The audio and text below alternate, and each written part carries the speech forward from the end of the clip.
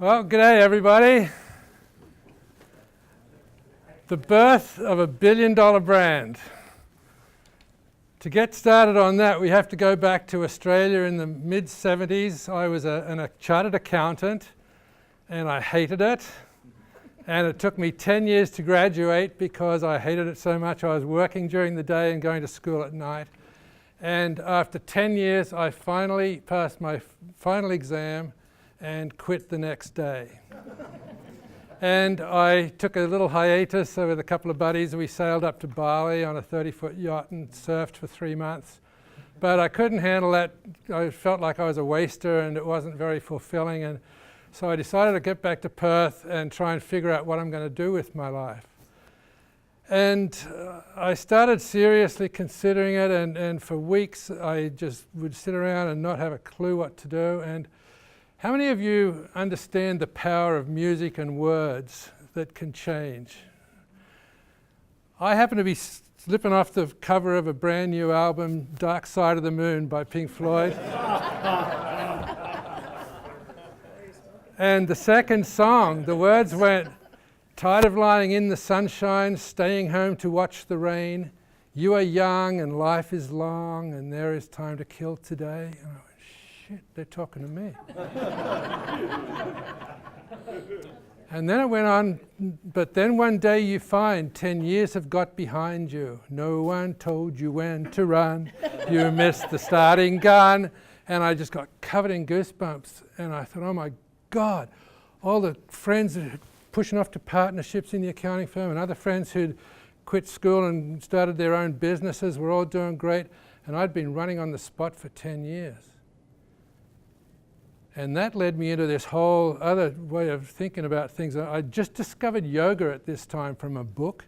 This is 35 years ago. And that led me into meditation. And I was sitting down one time and I think, okay, what the hell can I do? And during this meditation, I got these goosebumps again because I realized all the cool trends are coming out of California. Levi jeans, waterbeds, all the surf brands. So I decided I'm going to go to California and I'm going to find the next big thing to bring back to Australia. So I flew all the way across to Los Angeles, and I knew one girl in Hollywood. She put me up for a couple of weeks, and then I got a little place in Santa Monica.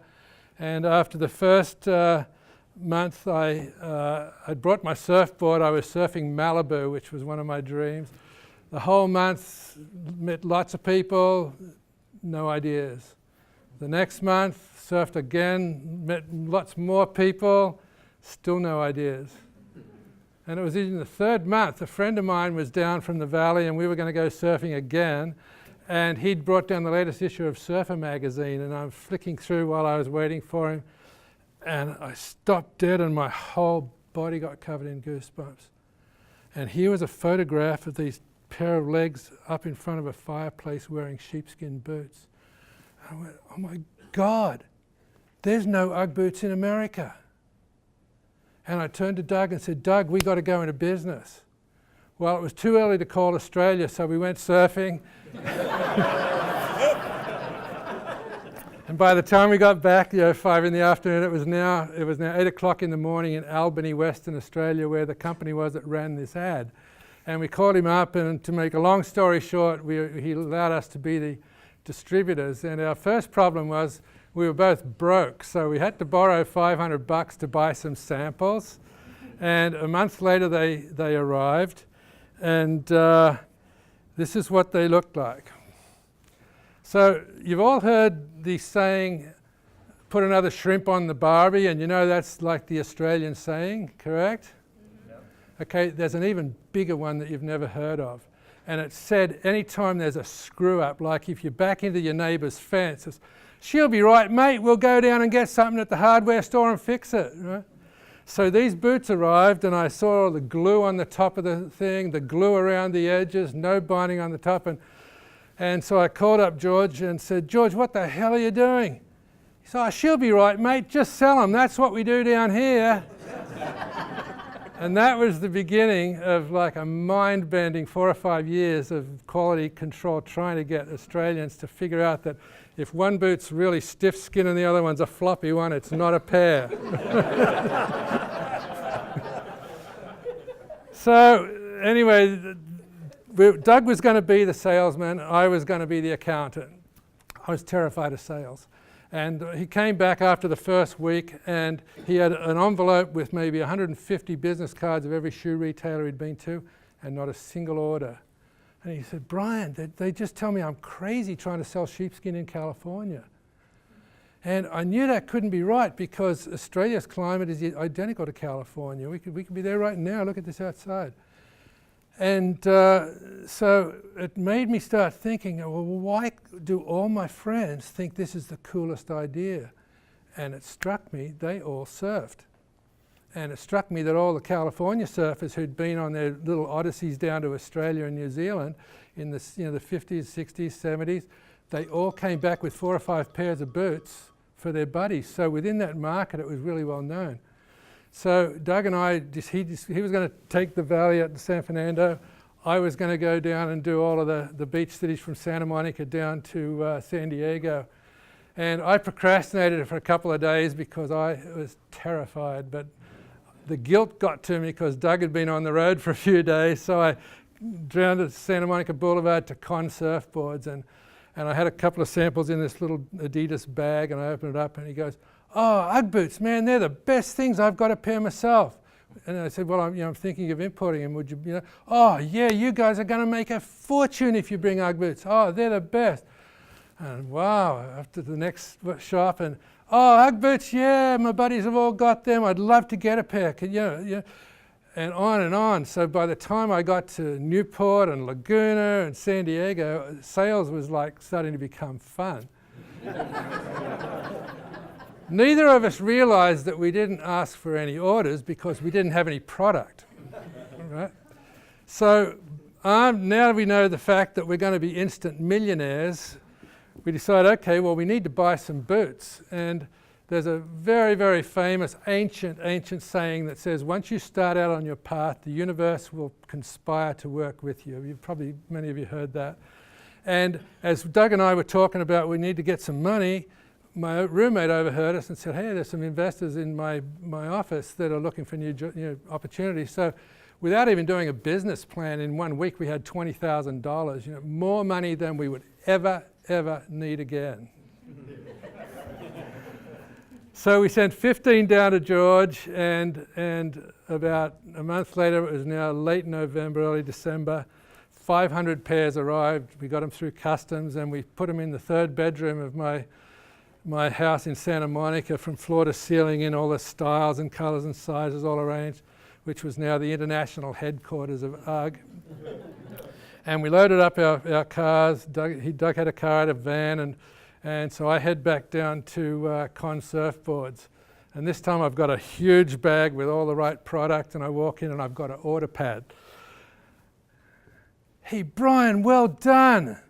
You guys are going to make a fortune, but we couldn't sell them out of this store. We just sell surfboards and shorts and sandals, but you guys are going to make a fortune. Great, way to go." Oh my God, off to the next one. "Way to go, Brian. You guys are going to do so great, but you guys should try the shoe stores, because we just sell surfboards and sandals and bikinis, and too expensive for us, but you go to the shoe stores, you're going to make a fortune." And so this happened all the way down through Newport, through Laguna, down to San Diego. And guess what our first year's sales were? Anyone want to have a guess in number of pairs?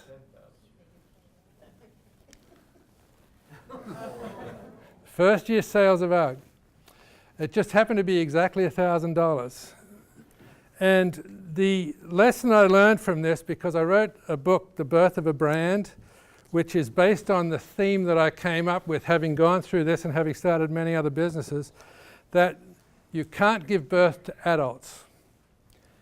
Every business, if you look at the stock exchange listing on the Wall Street Journal, every single one of those companies had to start with less than $1,000 or somewhere close to that.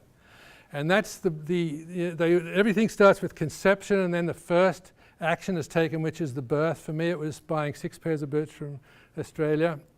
And then it goes into the horrible infancy, every business.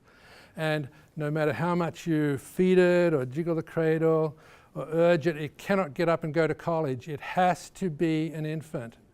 But it'll quickly hit the toddling phase, which is great for every business. You've got customers starting to take notice and getting articles written. And then you'll get into the youth, which is the best phase, which is consistent orders, consistent production, consistent deliveries, consistent accounting. That's the best phase of every business. But if it's a really hot product or a really good service, you'll hit the teenage phase and all bets are off. It wants to be in every party all across the country.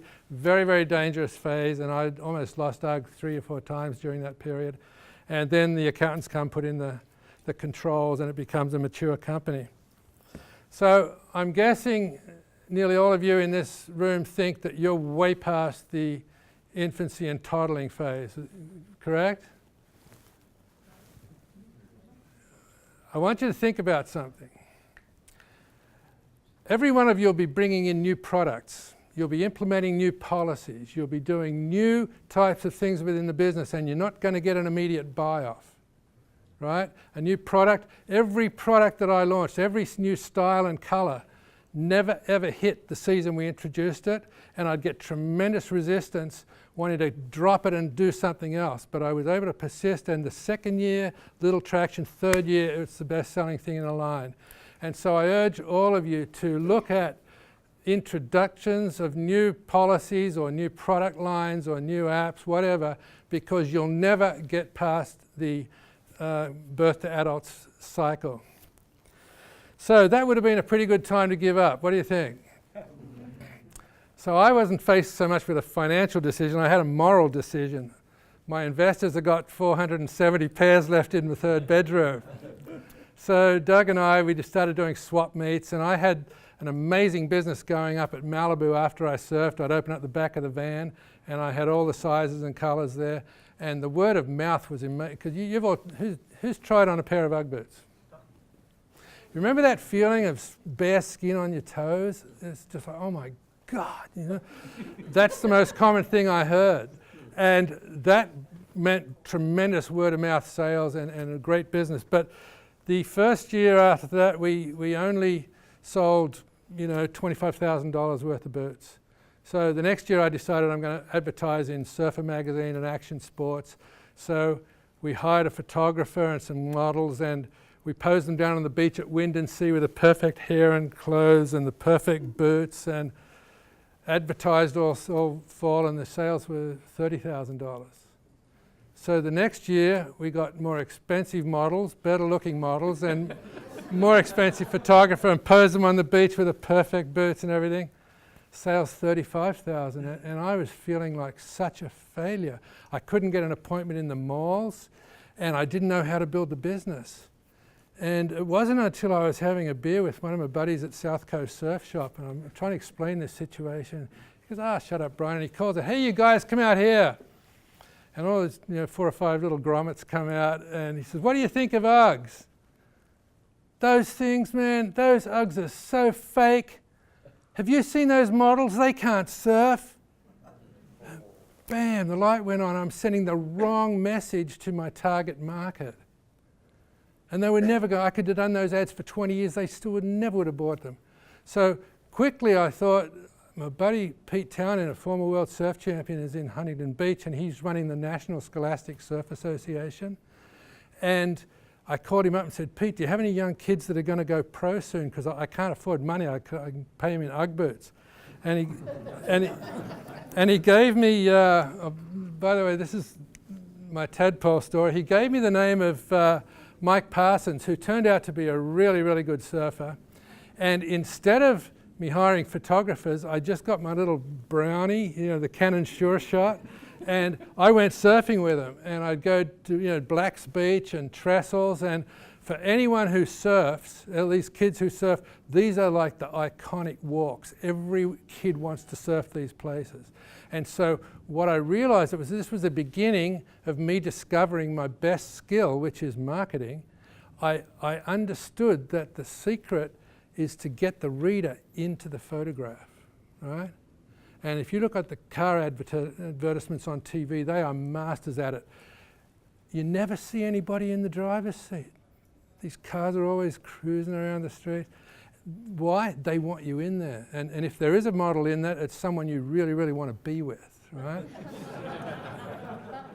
So anyway, we ran these ads, and two things happened.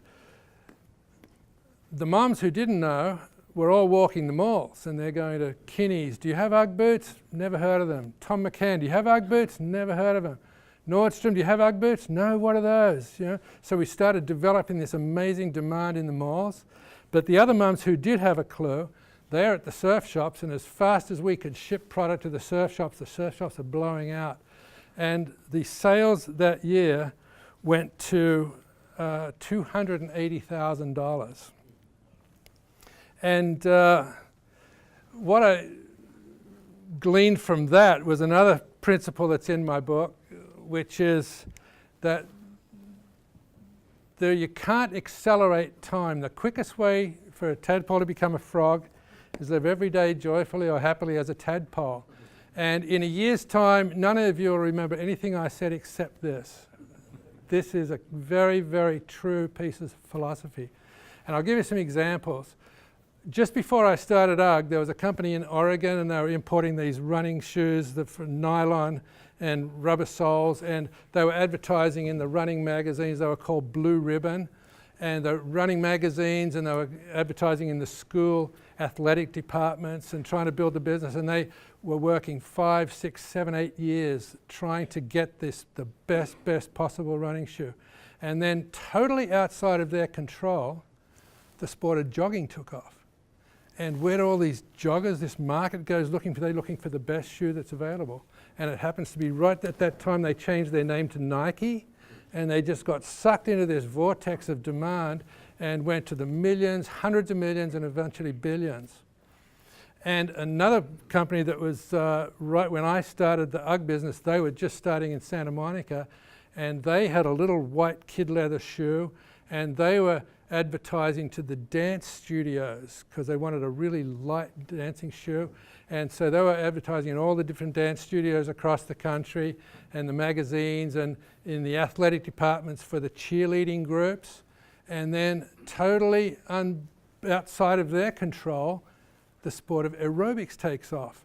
And guess who they go for? The one who's been there, got the best product, done the best R&D, and suddenly Reebok gets sucked into this vortex of millions of dollars, hundreds of millions of dollars, and they went to the billions.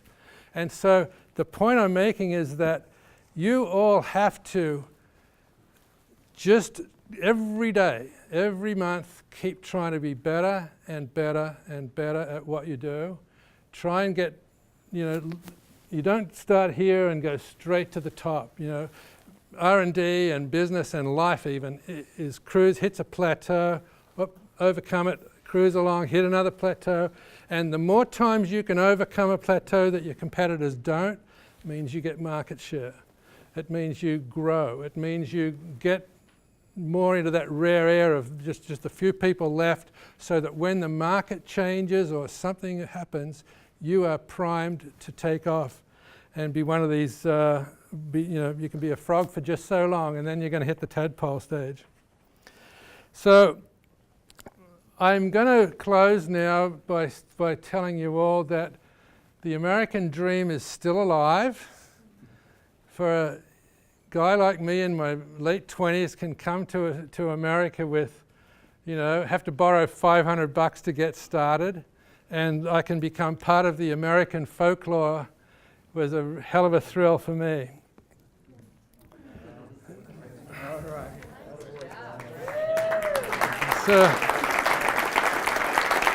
Thank you. So now I've moved on to having been an author. I'm now speaking. I love speaking to organizations, and I just found out this morning I'm speaking at YPO in New York City in February, which is a big thrill for me. I've already spoken at Harvard, and I love doing it. I also do free speeches for colleges and high schools if you have any connections there. But I wish you all the best, and thanks so much for having me. Appreciate it.